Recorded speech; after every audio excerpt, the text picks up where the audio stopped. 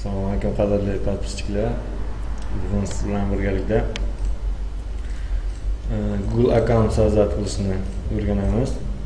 Kimgadir bu oddiy oddiy ishlar uslubi bo'lishi mumkin yoki bilishi mumkin qanday ochishni, lekin kimdir bilmaydi. Shu sababli ko'p savollar kelib tushgani uchun o'sha Google account ochishni, ya'ni so'zat qilishni telefondan emas, men sizlarga Android platformasi orqali Windowsda ko'rsataman. Nox platformasi orqali Google account ochishni tushuntirib o'taman. Bu Nox Player telefonda, masalan, o'zingizning telefoningizni kopiyasini kompyuterga ustanka qila olasiz. Ya'ni telefonni kompyuterda ishlatasiz, Windows 7dami, 8dami, 10dami ishlatasiz. Hozir Android platformamizni загружать qilyapti.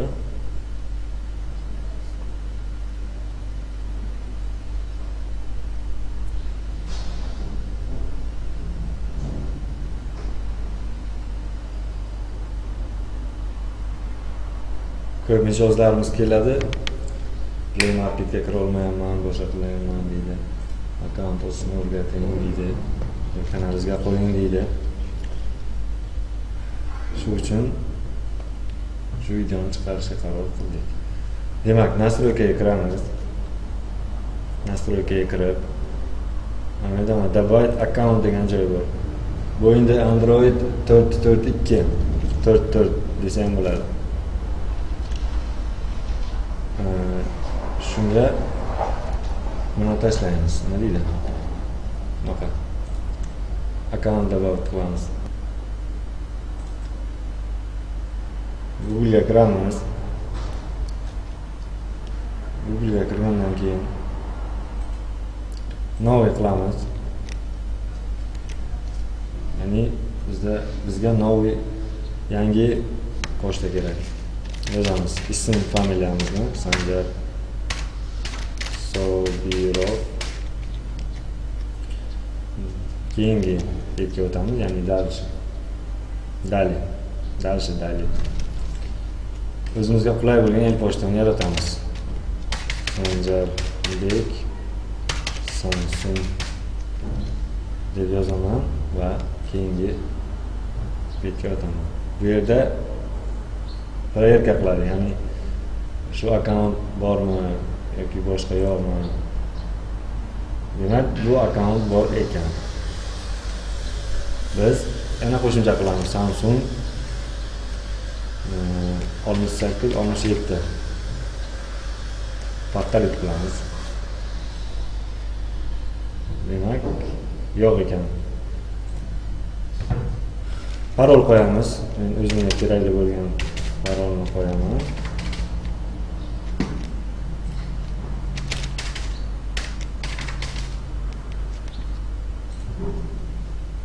Parolga ismingizni, tug'ilgan yilingizni qo'shib qo'yishingiz mumkin.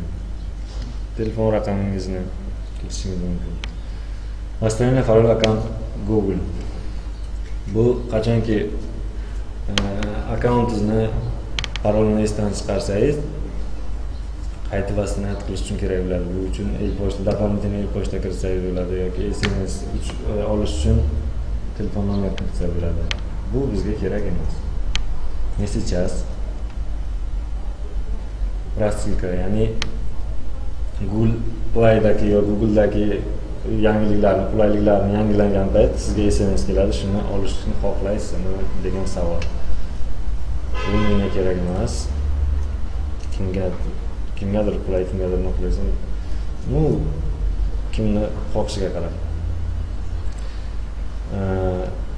Создать аккаунт. Выполнение следующих шагов. Соглашать условия использования политики континента Google, а также условиями использования Google Play. Ya'ni Google akkauntini sizga bergan qulayligi va o'zini talab qiluvchi qonun qoidalariga rozimisiz degan narsa bu. Bu degani men qabul qilaman degani, next sozdавать account degani qabul qilmayman. Biz qabul qilamiz. Bilmayman.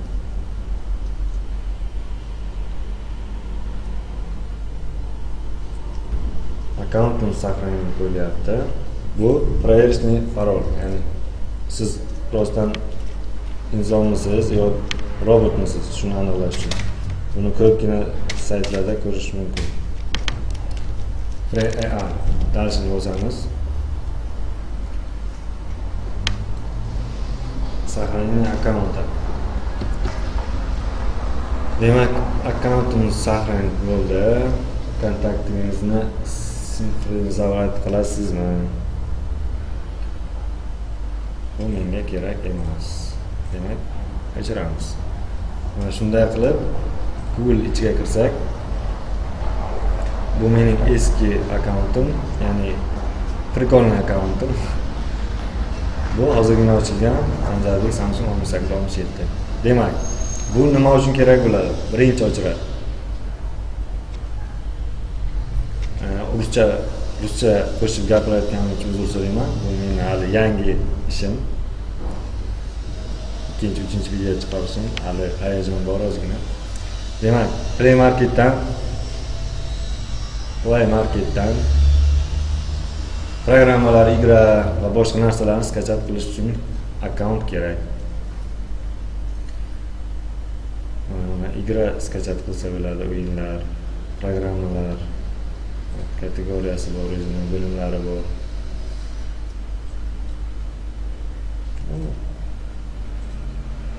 Bitlashing olsa bo'ladi. Kinolar, kitoblar olsa bo'ladi.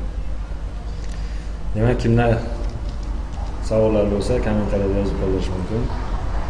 Biz yana iloji boricha tushunarliroq qilib tushuntirib o'tamiz. E'tiboringiz uchun rahmat.